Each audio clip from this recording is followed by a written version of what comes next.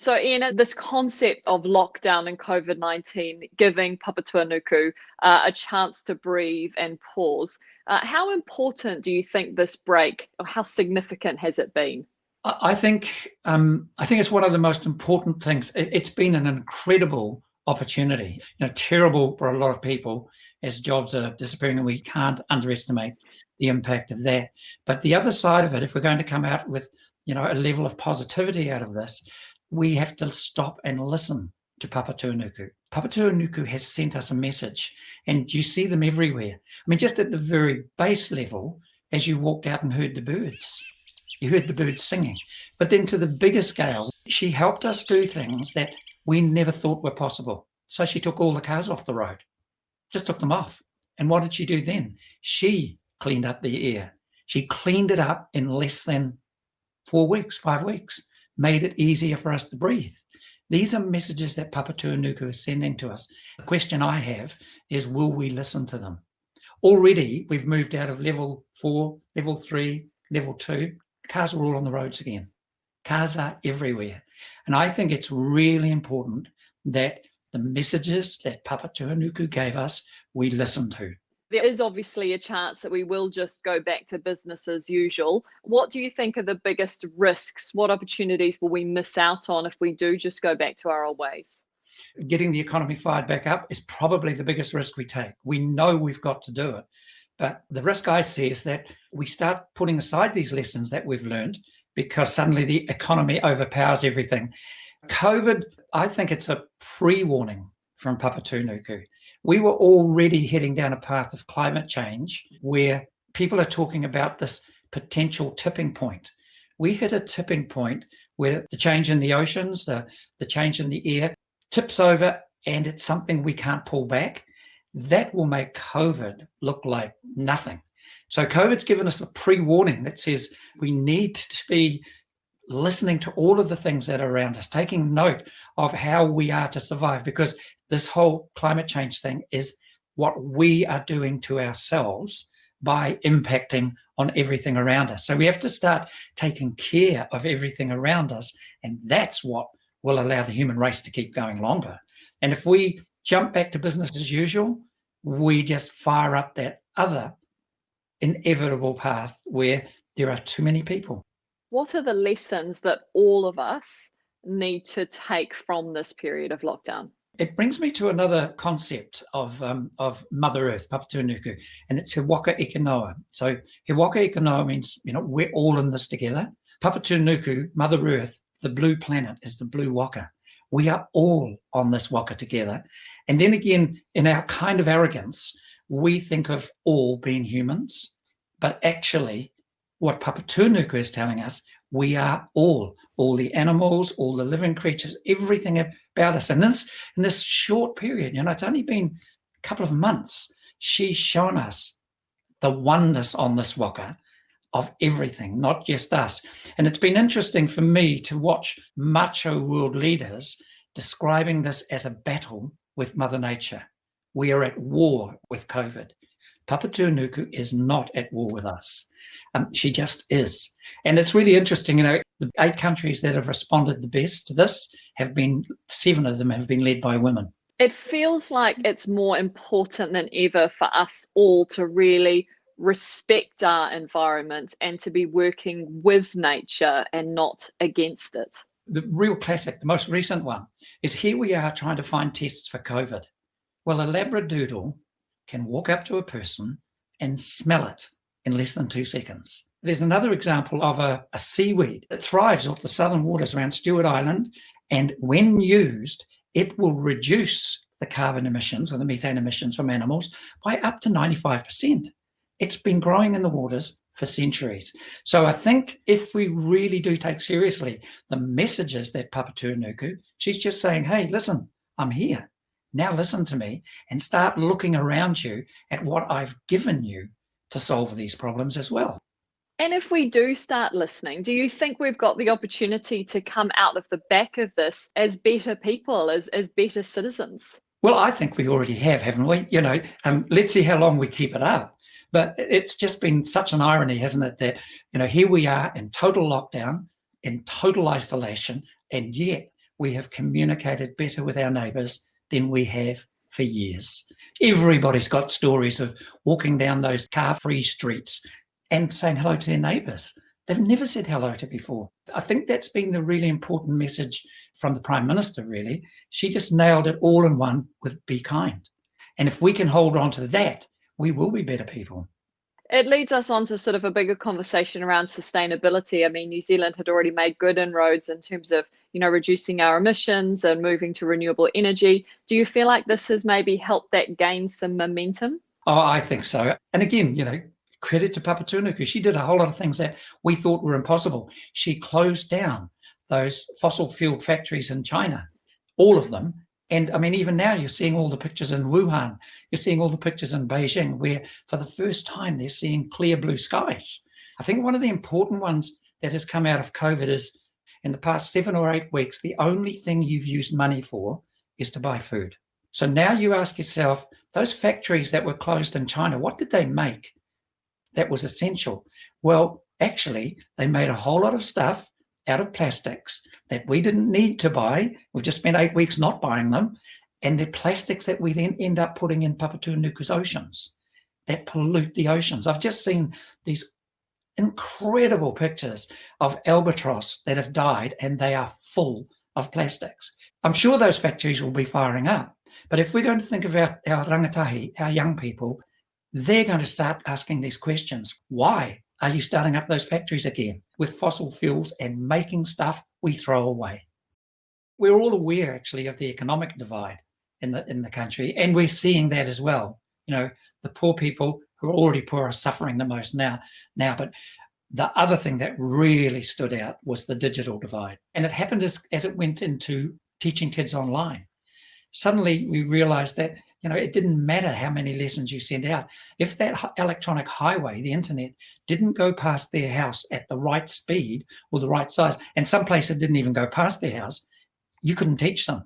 So I think at the top of the list coming out of here, more than anything, is that digital divide, that electronic highway. It needs to be a real focus. We're looking for shovel-ready projects. And my fear is those shovel-ready projects might end up being roads that we put more cars on. What COVID taught us was that the most important highway we've got is the electronic one. So first of all, for our kids, to ensure that they have access to the world and all the best learning. But then for our businesses, how many businesses are sort of struggling because they weren't on that highway or didn't understand it? It has to become second nature. They have to be able to do things like we're doing, saying, in 4 weeks, we've got to operate remotely. Well, let's operate remotely. As the borders close, this remote highway is going to be really, really important.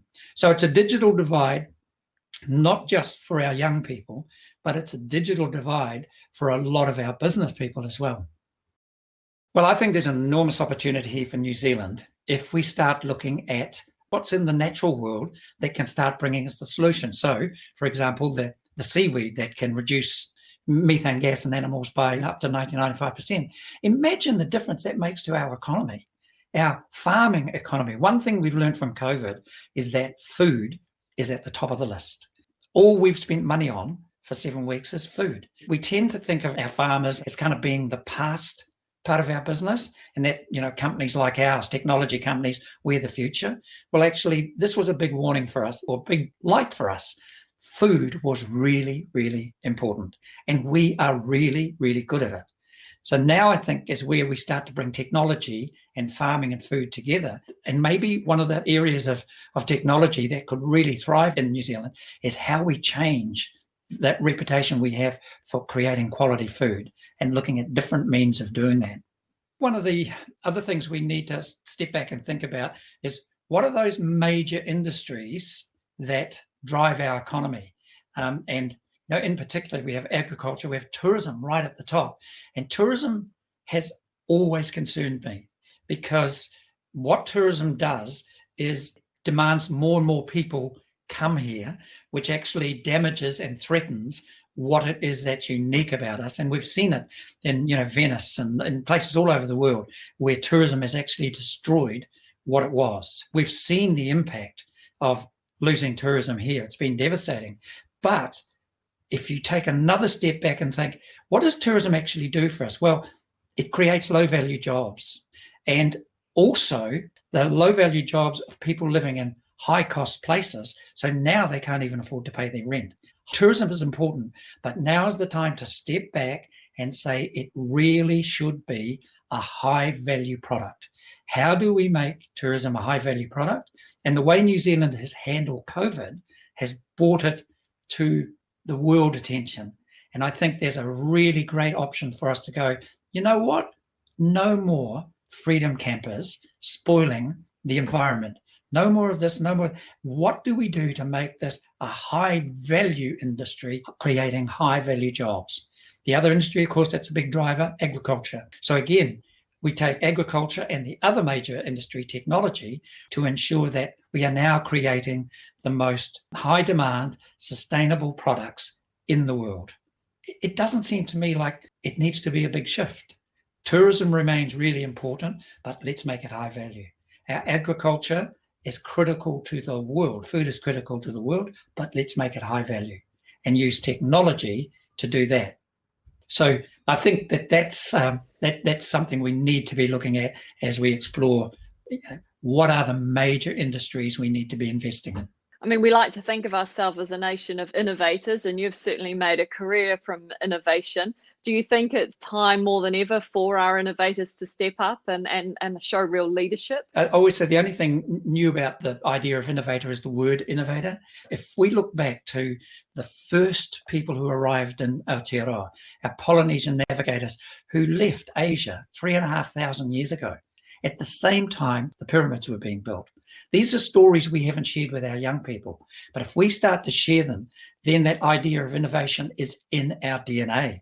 And that's where the number 8 piece of wire came from. You don't become an isolated island at the bottom of the world where you have to travel across oceans to get here to find it without being innovators. So I think New Zealand has at its core this idea of innovation, and it hasn't stopped. Look at Peter Beck firing those rockets back to the stars that brought us here in the first place. You know, the friend of mine used 3D printers to design a $1.8 billion building in China. During COVID, he turned those printers into making face masks. He made 16,000 face masks to give to local frontline supporters. So there's innovation has been going all through COVID, but it's just a pickup of our number 8 piece of wire. Ian, let's move on to one of your new projects, which is something you're really passionate about, the Lands of the Voyagers. Can you tell us a little bit about why you're working on this project and a bit of the background behind it? As I look at sort of the world and the people who change things, I've sort of given up on old people. You know, I'm 70 this year, so I'm one of them, so I can say it. So I've turned my focus to young people, and I look back to think of what I didn't learn in schools, actually, and I never, ever learned the story of the Polynesian navigators and engineers, scientists, astronomers, astrologers who made it here. So last year it became a sort of a project of mine to put together something that we could give to all of our young people, Māori, Pacifica, Pākehā, Indian, all of our young people, and tell them this story. As a boy, I never realised that even before the Vikings had launched their ships across the seas to Britannia, the Polynesians had already launched their waka haurua across the massive Pacific Ocean, destined ultimately for Aotearoa. It's a story that begins of a people who travelled across the Pacific Ocean using state-of-the-art craft, guided by the stars, the sun, and the ocean currents only. And it's a story that finishes with Peter Beck firing rockets in a partnership with Māori on the first place to see the light of a new day back to the stars that brought us here in the first place. And I think if we can get our kids seeing that's what all of the cultures in New Zealand coming together can achieve, then I have huge faith in our young people, which is why this has been delivered to primary and intermediate schools, because I believe they can change things in a generation. And why do you think it's so important to really capture these children and I guess inspire them into believing that they can accomplish in some of those fields you're talking about, like science and technology? Kids are always optimistic. I mean, we seem to get it knocked out of us as we get older. So I remember a Māori lady telling me once, so we talked about what we needed to do about our young people, and she said, just give them a need to be proud. Make them love themselves. And actually, when you start to see these stories, they do make you proud. And they're delivered by a young Māori girl, fluent in the reo, has the most beautiful English, and she delivers all of these stories with no anger, no blame, no hate, just an excitement about the future if we know all of these stories. When you hang out on an island long enough without an iPad, you start to notice stuff. If we're thinking about what comes out of COVID, we have to do it fully informed. We have to know all of the stories, and we do need to step back a little bit and go, I know I used to think this, but now I should listen. Well, I think I know your answer to this next question, Ian, but if you could set a new course for New Zealand's future, what would be your priorities? Mother Earth, Papatūānuku, has sent us enormous messages through this, and the priority should be, let's step back and listen to what she said, because things like this can happen again. But we have seen she's cleaned up the air, she's got people talking to each other, we've become kinder to each other, and as a country, a team of 5 million people, we have shown the world how you handle this. We are a world leader, so let's hold on to that and not fall back and forget what it was that was achieved. Can you think of a time where having a strong vision for your iwi, for your business, for your country, meant that something really extraordinary was achieved? I think that comes back to always understanding the why you did something. From my perspective, over 30 years ago, I had a vision that we'd create a company down here that just created really cool jobs. And 30 years later, it's here. I think now there's an opportunity for all of us to come together and start thinking about that future for this waka. He waka ekanoa, we've all been in it together. It's a waka that has everybody looking at it going, hasn't it been amazing what they have done? And I really, really hope that we don't fall back into that divisiveness again. This isn't about one party or the other party. I think as a country, we've seen what happens if we start to work together. My hope is that even in our politics, we come together to understand that there's a bigger vision for this country. We should all be in this waka working together.